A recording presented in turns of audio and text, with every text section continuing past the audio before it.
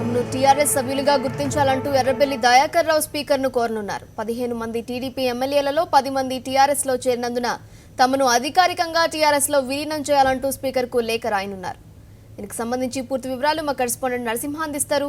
నరసింహ, చెప్పండి, ఎర్రబెల్లి స్పీకర్కు ఎప్పుడు లేఖ రాయనున్నారు? దీనికి సంబంధించి మీ దగ్గర ఉన్న అప్డేట్స్ ఏంటి? ఈ రోజు మధ్యాహ్నం ఎర్రబెల్లి దయాకర్ రావు స్పీకర్ తెలంగాణ స్పీకర్ మధుసూదనాచారిని కలిసే అవకాశం ఉంది. ఒక లేఖను కూడా ఆయన ఇవ్వబోతున్నాడు. 10 మంది ఎవరైతే టీడీపీ నుంచి టీఆర్ఎస్ లో చేరిన ఎమ్మెల్యేలంతా సంతకాలు పెట్టి ఒక లేఖను స్పీకర్ కి ఇవ్వనున్నారు. నిన్న రాజేందర్ రెడ్డి రాకతో మొత్తం 10 మంది ప్రస్తుతం టీడీపీకి సంబంధించిన ఎమ్మెల్యేలు టీఆర్ఎస్ లోకి వచ్చినట్టయింది.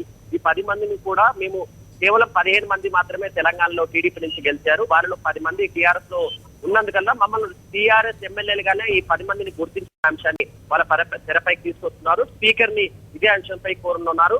గతంలో ఉన్న నిబంధనలు గానీ, శాసనసభలో గానీ, ఇతర పార్లమెంట్ లో ఉన్న ప్రాక్టీసెస్ ను కూడా ఉదాహరించే అవకాశం ఉంది. గతంలో శాసన మండలిలో జరిగినప్పుడు శాసన మండలిలో 7 మంది టీడీపీ ఎమ్మెల్సీలు ఉంటే 5 మంది టీడీపీ ఎమ్మెల్సీలు టీఆర్ఎస్ లో చేరిన తర్వాత వాళ్ళను 5గురిని కూడా టీఆర్ఎస్ ఎమ్మెల్సీలుగా గుర్తించిన పరిస్థితి చూసాం.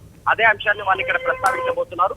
అదే కాదు, కేవలం తాము 10 మందిమే కాదు, మరో 2 కూడా రేపో ఎల్లుండో టీఆర్ఎస్ లో చేరుతున్న నేపథ్యంలో ఇక టీడీపీకి అంటూ ఎవరు లేరు, మేమే శాసనసభ పక్షనేతగా తానే ఉన్నాను, తానే స్వయంగా టీఆర్ఎస్ లో చేరిన నేపథ్యంలో తమను ఖచ్చితంగా టీఆర్ఎస్ శాసనసభ్యులుగానే గుర్తించాల అంశాన్ని వాళ్ళు తెరపైకి తీసుకొచ్చారు. మరొక ప్రధానమైన అంశం, మంత్రి తలసాని శ్రీనివాస్ యాదవ్ టీడీపీని వీడి టీఆర్ఎస్ లో చేస్తున్న సమయంలో ఆయన రాజీనామా చేశారు. ఆ రాజీనామా లేఖను కూడా తలసాని ఉపసంహరించుకున్నట్టుగా మనకు సమాచారం ఉంది.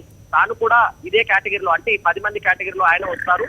తమకు ఎక్కడా కూడా ఫిరాయింపుల అంశం తెరపైకి రాదు. తాము 10 మంది ప్రస్తుతం టీఆర్ఎస్ లో ఉన్నందువల్ల తమను ప్రత్యేకంగా టీఆర్ఎస్ సభ్యులుగానే గుర్తించాల అంశాన్ని వాళ్ళు ఈ రోజు ప్రస్తావించే అవకాశం ఉంది. స్పీకర్ ని ఎర్రబెల్లి దయాకర్ రావు కూడా టైం కూడా కోరినట్టుగా మనకు తెలుస్తుంది. మధ్యాహ్నం సమయంలో స్వయంగా స్పీకర్ ని కలిసి వాళ్ళు ఈ లేఖను అందజేసే అవకాశం ఉంది. Neelima, thank you Narasimha.